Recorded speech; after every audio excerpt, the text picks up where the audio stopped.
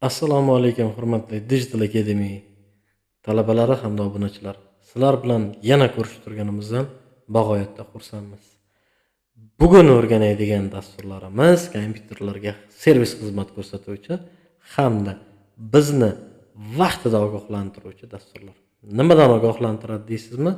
Kompyuterning ehtiyot qismlari holat haqida va buzilishi yaqin yokida kompyuter ehtiyot qismlarida ma'lum bir o'zgarishlar haqida bizga doimiy ma'lumot beruvchi dasturlarda o'rganib chiqamiz. Ulardan birinchisi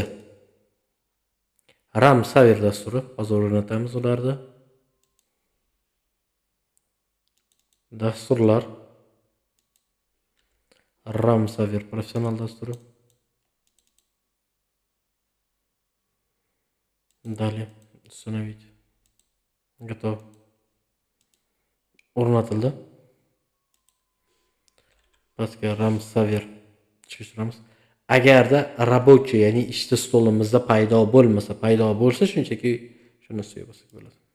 Bizda paydo bo'lmadi, o'shaning uchun ishga tushirdik. Voy, ishga tushmadi-ku deyishga shoshilmang. Kompyuterning o'ng pastki qismida paydo bo'ladi, sonlar shaklida. Marhamat. Ana bizning RAM Saver professional dasturi. Ya'ni RAM nima? RAM Random Access Memory, ya'ni tezkor xotira. Kompyuterimizning asosiy qismlaridan biri. Ya'ni RAM tezkor xotira bo'lmasa, kompyuter birinchisi ishga tushmaydi, ikkinchisi kerakli dasturlar ishlamaydi. Eng asosiy dasturlardan biri sanaladi. Hozir ayni paytda kompyuterimizda 16 GB tezkor xotiramizning teng yarmi, ya'ni 47% band ekan. Bu nima degani? Bu degani kompyuterimizda yoqdikmi? Tezkor xotiramizning ma'lum bir qismi zanit bo'ladi, ya'ni band bo'ladi. Dasturimizni ishlab turish uchun, ovoz chiqishi uchun, internetda ishlashi uchun va hokazolar ishlab turish uchun. Demak, kompyuter holati haqida mana ko'rib chiqdik, ko'ryapmiz. Optimizировать, ya'ni tezlashtirish, testirование. Test qilsak bo'ladi. Mana to'ldiramiz, количество поток va buni tekshirib chiqsak bo'ladi. Запуск testi. Protsessor. Operativniy xotiramizda hozirgi paytda qaysi dasturlar band qilib turganligi haqida va qancha joyni egallab turganligi haqida mana ko'rib chiqsak bo'ladi mana bu yerda. Bemalol ko'rsatib beriladi bu yerda. Va asosan shaxsan biz mana shu yo'lda ishlatamiz, ya'ni kompyuterimizda, operativ xotiramizda ortiqcha narsalar bilan to'lib qolmaganmi degan bir maqsadda ko'rib chiqamiz. Agarda to'lgan bo'lsa mana shunchaki bitta mana Yandexni ishlatmayapmiz hozir, lekin bizga operativ xotiramizda band ekan. Demak, brauzerda bosdik. Bit process, ya'ni o'ldirmoq deyapti mana.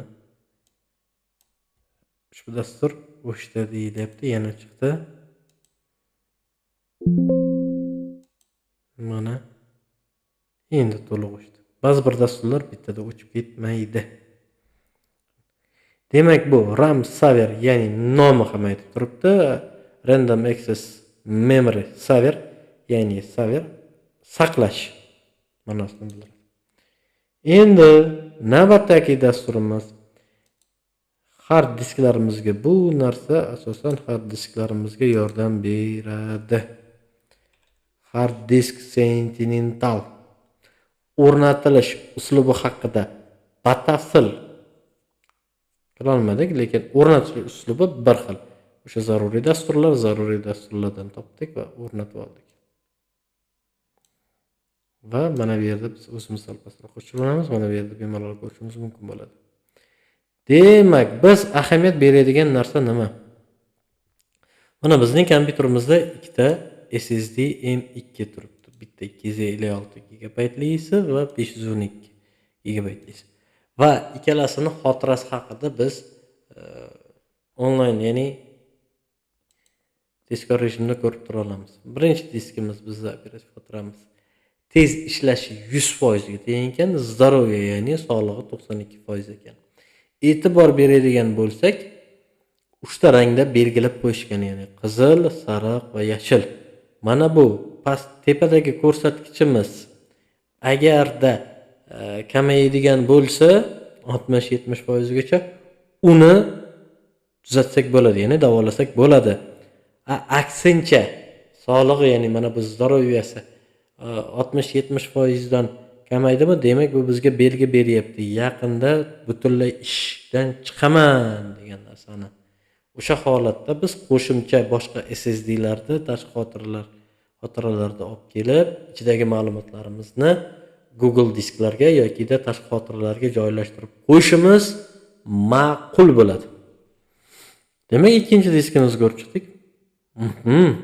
100%. Быстро действияsi ham, здоровьеsi ham 100% ga teng. Xo'p, mana bu esa hajmi. Nima bilan band, qancha band kabi disk ko'rib chiqsak bo'ladi. Samoproverka, tekshirish, ko'rib chiqish, temperatura, marhamat, temperatura o'zgarishlarini ko'rib chiqsak bo'ladi. Maksimum shu kompyuter ishlayotgan paytda eng kattasi 70% gacha ishlagan, ya'ni 70 gradus Selsiusgacha ishlagan ekan. Eng sovug'i bo'lsa, mana 10-oktyabr kuni 2025-yil 10 gradusgacha tushgan ekan. Bu yaxshi. Unutmaylikki, kompyuterimizga qanchalik salqin bo'lsin, qanchalik toza bo'lsin, shunchalik sifatli va tez ishlaydi hamda natijadorligi ancha baland bo'ladi. Demak, eslatib o'taman, biz ikkita dasturda o'rganib chiqdik. Hard disk Sentinel hamda RAM Saver Pro. Demak, bugungi darsimiz yakunlandi. Qisqa, lekin samarali bo'ldi degan umiddamiz. Yana qanaqa dasturlarda o'rganmoqchisiz? Izohlarda yozib qoldiring, murojaat qiling o'qituvchingizga. Biz sizga baholi qudrat qo'limizdan kelgancha o'rgatamiz. Sog' va salomat bo'linglar. Qayta ko'rishgunga qadar.